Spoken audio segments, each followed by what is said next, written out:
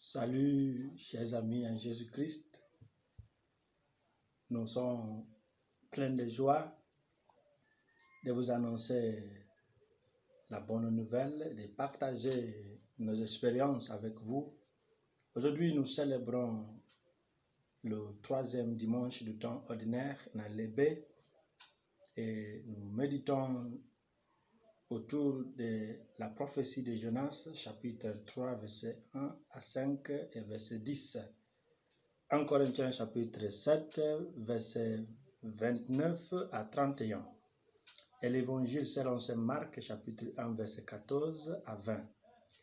Et aujourd'hui, nous méditons autour du thème « Quand Dieu appelle ». Quand Dieu appelle. Alors, Père éternel, nous nous soumettons à vous de nous guider par ta puissance. Guide-nous, Seigneur, par l'amour qui nous vient de toi. Et donne-nous la grâce de te plaire. Que l'annonce de la conversion soit pour nous une occasion de nous attacher à toi qui est vivant pour les siècles des siècles. Amen. Alors, lorsque ou quand Dieu appelle, l'appel de Dieu nous invite à le suivre et des fois à abandonner un style de vie et des fois aussi à aller à la recherche des perdus ou bien à intercéder pour d'autres ou agir en défense pour les autres ou encore à gagner des terrains plus élevés sur le chemin déjà emprunté, autrement dit, la croissance spirituelle. Tout le monde devrait être conscient et savoir que nous n'avons pas reçu le même appel. Mais si un appel que nous avons reçu de Dieu est authentique, il y a un dénominateur de base qui touche tous les élus. C'est l'appel à la sainteté par amour de Dieu et du prochain. Un appel de Dieu fera un changement dans la vie de celui qui l'a reçu. Si cet appel et la réponse doit être authentique et vraie. Si vous n'avez pas reçu l'appel du message de convertissez-vous et croyez à l'évangile, c'est le Marc chapitre 1 verset 15. Forcément, vous devrez avoir d'autres styles de messages qui définissent l'appel que vous avez reçu. Ça peut être quitte ta famille et ton peuple et va dans un pays que je t'indiquerai. C'est le message que Dieu a donné à Abraham. Genèse chapitre 12.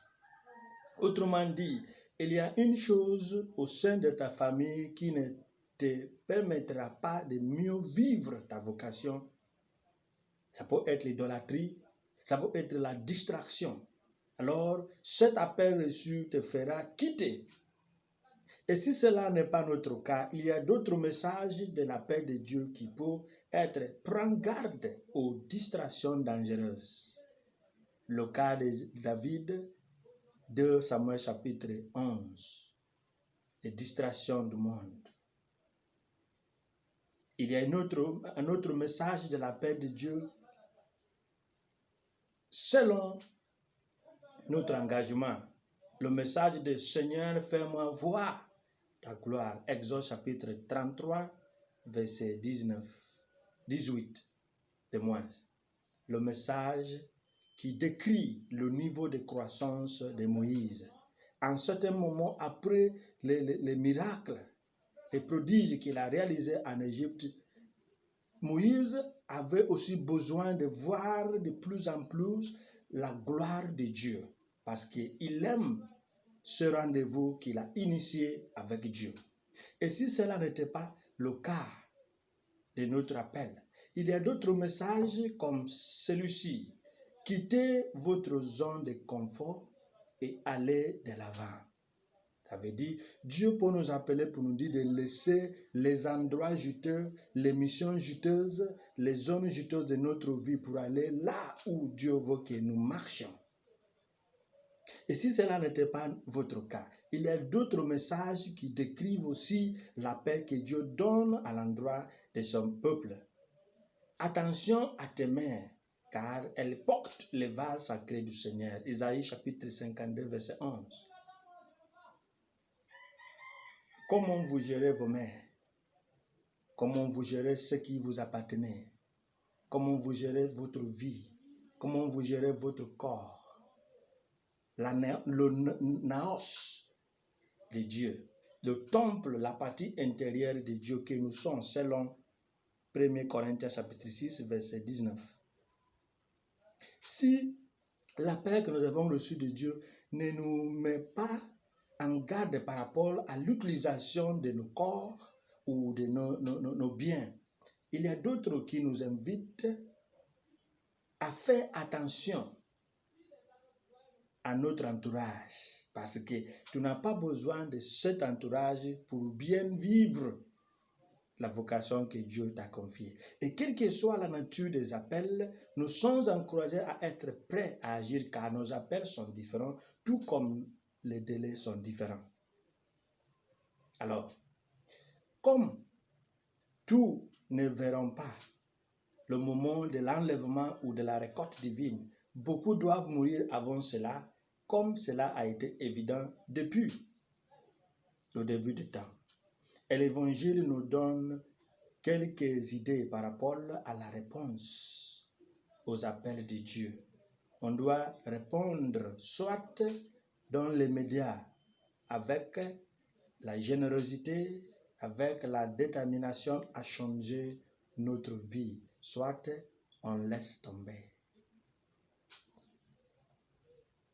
Dans les médias, Dieu nous appelle, on répond. Avec la générosité, ce n'est pas une imposition. Alors, il faut répondre avec la générosité et la détermination à changer quelque chose dans notre vie.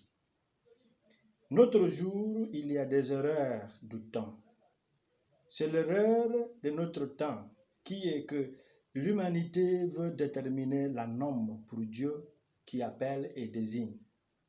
L'erreur de notre temps est que nous répondons à un appel et nous souhaitons dicter le message.